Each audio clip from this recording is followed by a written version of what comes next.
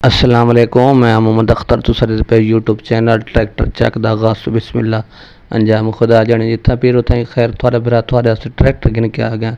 Singer liver है tractor 1979 model है। Tractor mechanical चंगे तो जल्दी जल्दी चैनल को सब्सक्राइब करे सो, लाइक करे सो, शेयर करे सो। ये ट्रैक्टर की छोटी वीडियो मुकम्मल देख सो, अगर पीछे न करे सो, कीमत दसा देना, लोकेशन दसा देना, नंबर दे देना, थोड़ा रब्ता करके आसान दे भाई। पिछले टायर में 14 ने, बाकी मैकेनिकल बहुत चंगा है, साफ सुथरा, कहीं पास त्रुट बानी ट्रैक्टर की कोनी। शो थोड़े सामने ये तकरीबन हुक वाला स्टार्ट भी अपने जनन की दिखल है।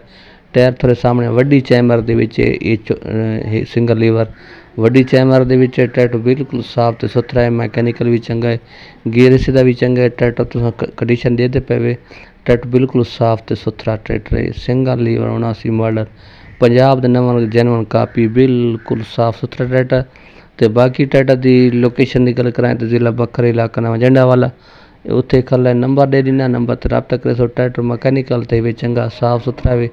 बाकी कापी भी जेनवन है। पिछले टायर भी थोड़े सामने 14 14.5 की दिक्कत है।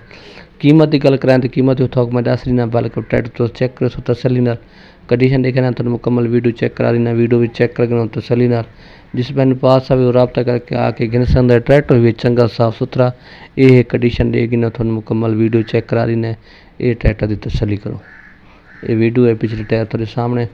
बाकी सिंगल लीवर है, सिंगल लीवर बिल्कुल साफ सुथरा। की कीमत की गल करें तो कीमत बिल्कुल मुनासिब है।